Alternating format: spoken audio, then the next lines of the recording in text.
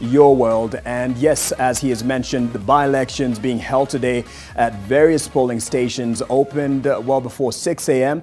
And in total, we have 7 by-elections happening today, and some of them making ripples on the national political landscape, manifesting as a show of might with various parties involved, with undertones of the 2022 general elections that are taking shape. And that's why we are taking keen interest in this. There's the Matungu constituency by-elections in Kakamega County with Kennedy Mureithi. He is in Mayoni Primary School polling station. Kabuchai constituency in Bungoma, where we have Vincent Oduor, and he is at Sikata Primary School polling station. And Bridget Ngana is covering the London Ward by-election in Nakuru. She is at the Milimani Primary School poll station.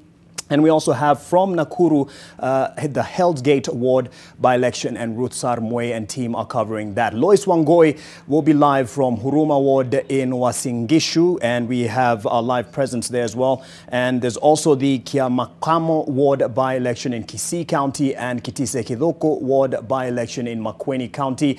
Let's start in Matungu constituency, where Kennedy Mureithi is standing by at the Mayoni Primary School polling station. And Kennedy, these are special times. What have you witnessed in terms of the COVID-19 protocols as the voting started? Well, a very good morning to you, Mark Masai, there in Nairobi. And as you've rightly said, is that the bearing this election has, or this by-election has, on the national platform is actually humongous. This one in Matungu and the other one in Kabuchai, because the Western region has become the hunting and the voting ground for some of the bigwigs in the National League.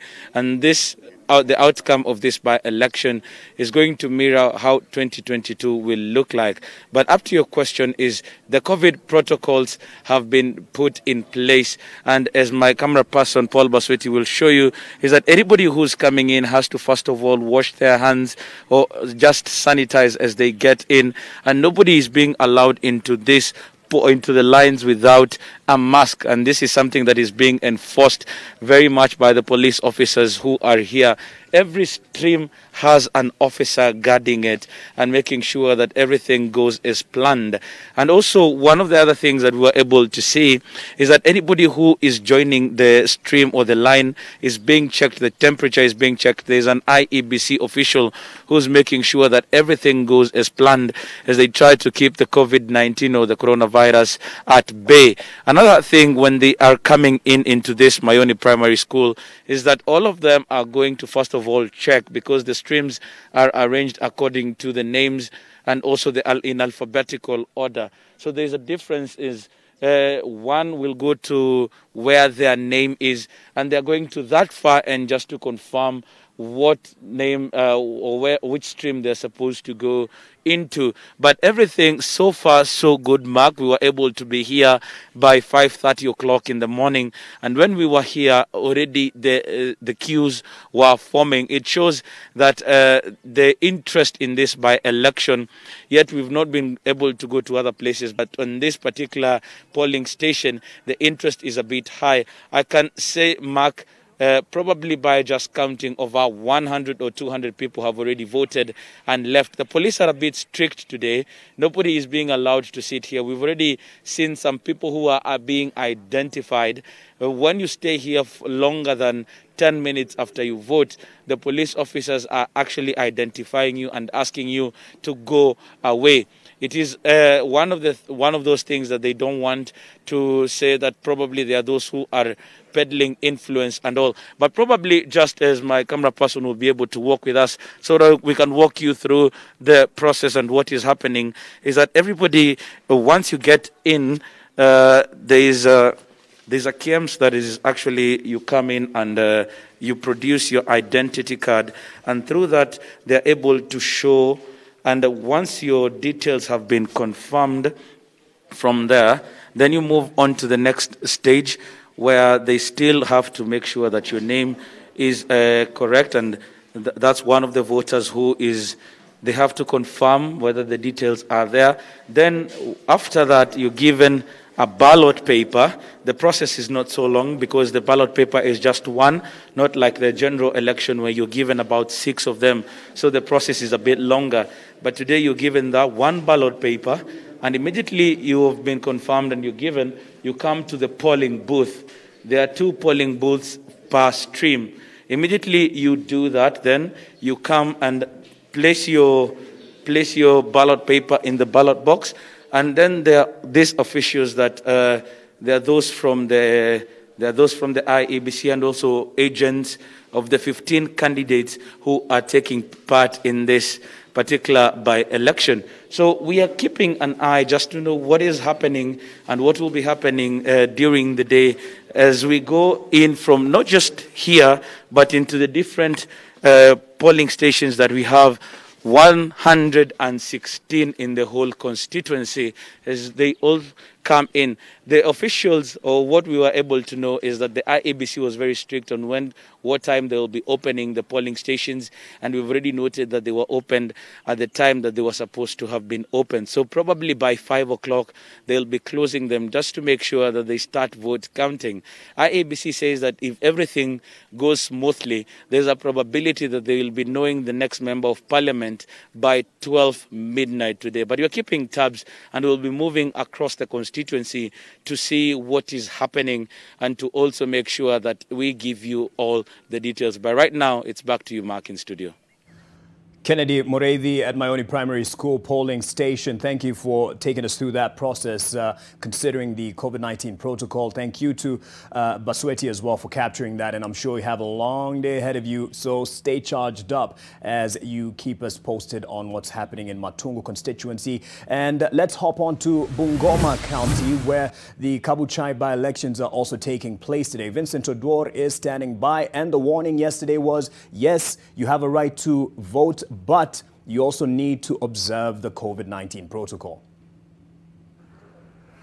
Exactly. When here the voting exercise began exactly at 6 in the morning, and this is one of the 123 polling stations in Kabuchai constituency. But you know, when you try to look at the queue, you realize the voter turnout right now is somehow low, probably because it's very early in the morning. And you know, in our traditional setting, when it comes to household, you realize that getting people early in the morning, especially women, because when I look at the queue, you realize there are more, you know, registered voters who are male compared to women, because, you know, in our traditional household setting, you realize that women have a lot of things to take care of in the morning compared to men, and therefore the voter turnout is still low. But what we can talk about is, let me just go inside, and then we get to see what is really happening.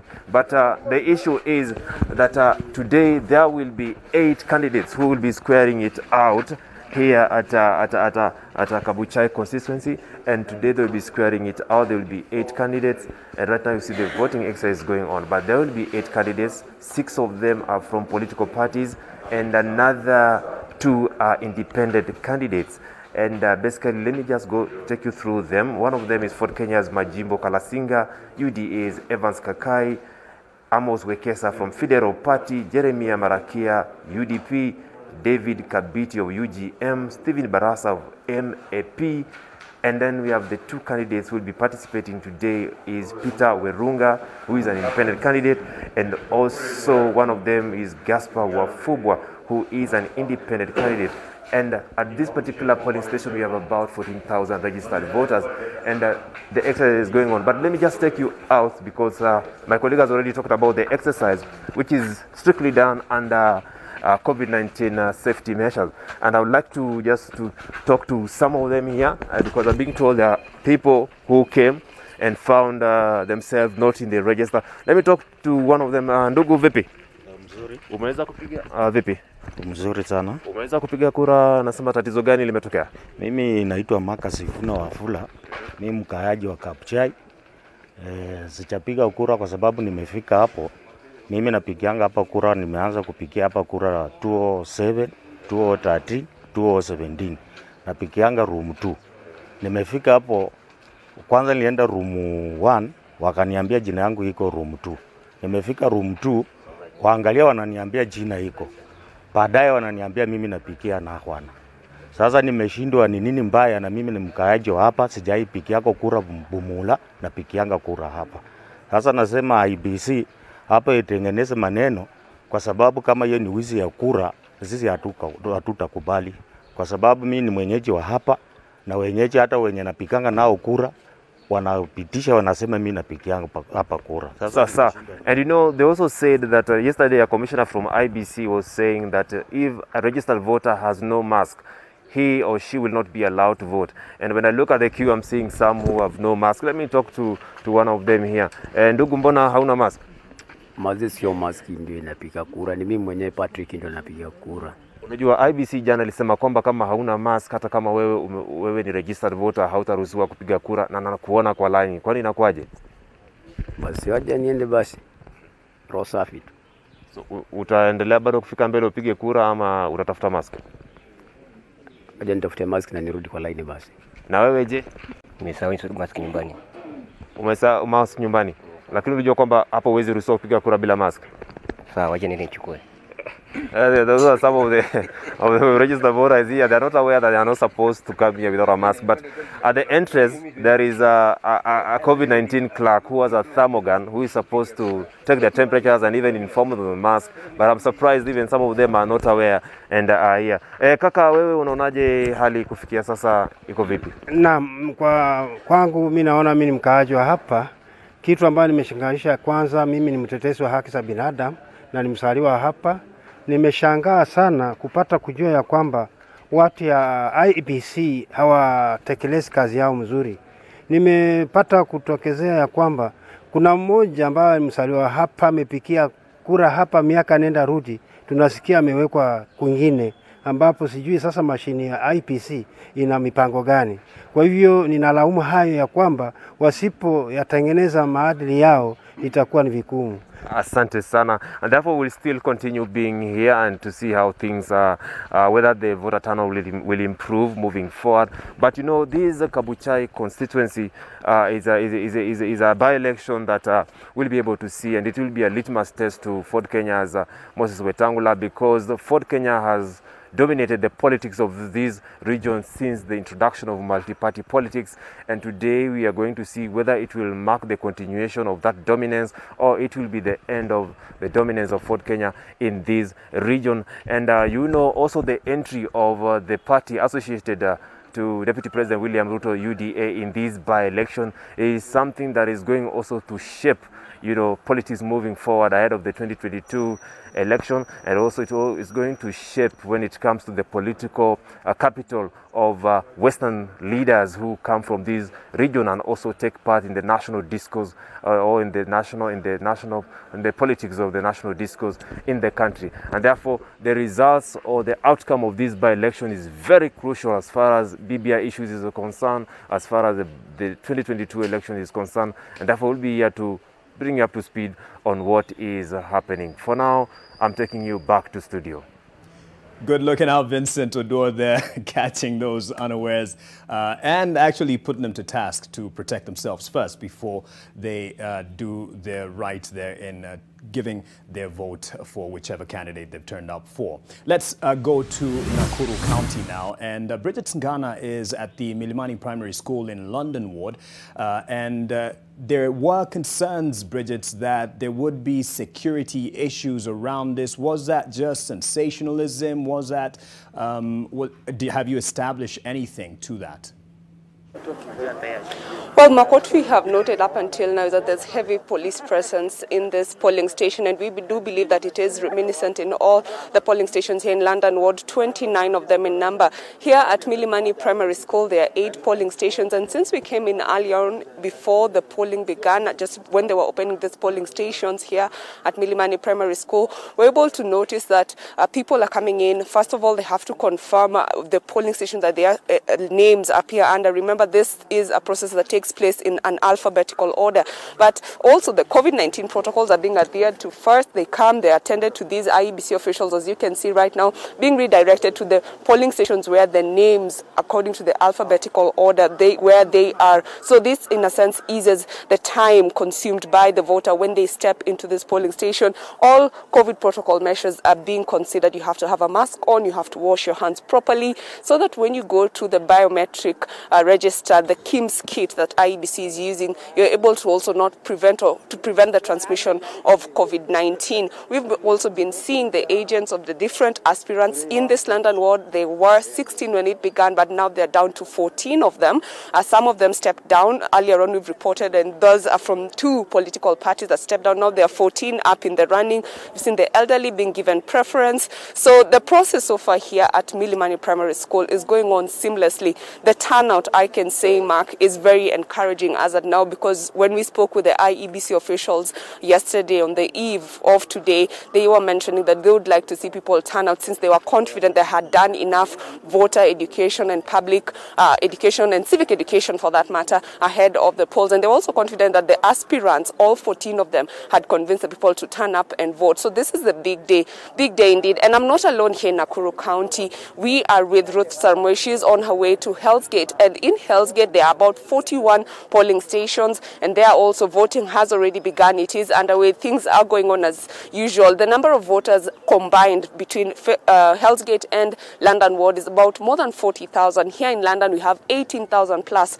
registered voters, and that is according to the IEBC 2017 voter register. And in Hell's Gate, there are more than 24,000 registered voters. This is a seamless process that is ongoing, but as you've mentioned, Mark, security is not being underscored here. It's not being undermined, or it's not being taken for granted. The police officers who are providing general security are here. We are seeing patrol cars walking in and out of this polling station. London ward has been really a concern, especially for the security agencies in the country, or in the county rather. And so we are still observing the situation, but so far we cannot report anything that we've seen that is off mark. Everything is cool, calm, collected. People are walking in and out of the polling station. Once they've voted, they really are being advised to go home and continue with their daily activities. And we do believe by 5 p.m. the polling stations, all of them in this county, will be closed, and we do expect probably there is a forecast from the IEBC that the results will be out by around 9 p.m. tonight. So we will be giving you that comprehensive coverage here on the ground. And as I've mentioned, I'm not alone here in Nakuru County. My colleague Ruth Sarmoe is on her way to Hell's Gate, and she will be giving us updates in our subsequent and comprehensive coverage of this electoral process. So right now, Mark, I'll take it back to you, but so far so good. Things are really going on well here in Nakuru County. Very much. Not too far from you, Bridget Ngana, is Uasin Gishu, where another by-election ward level is happening. That is at for Huruma ward, beg your pardon. And this seat fell vacant after Peter Chomba passed on due to COVID-19. And we have Lois Wangoy. I thought we'd be able to show just some of the pictures of the MV Patel polling station, where the exercise is well on. And they are, of course, also attempting to observe the COVID-19 protocol. And we also have, as earlier mentioned, Kiamokama ward by-election in Kisii County, as well as the Kitise Kithuku ward by-elections that are taking place in Makueni County. We'll also have our correspondents there keeping tabs on the developments. 7 in total, 7 by-elections in total, 2 for constituencies and 5 for ward level elections. And the reason we're making a big deal out of this is the attention it's drawn from the national platform and the national political landscape, with the big wigs bringing in their heavy machinery, whether it's financial or otherwise, to make sure that they have announced their presence in the different areas ahead of the 2022 general election. So these are just by-elections, and there's more coming up, as the IEBC announced, but it is more of what it says about the political formations taking shape ahead of the 2022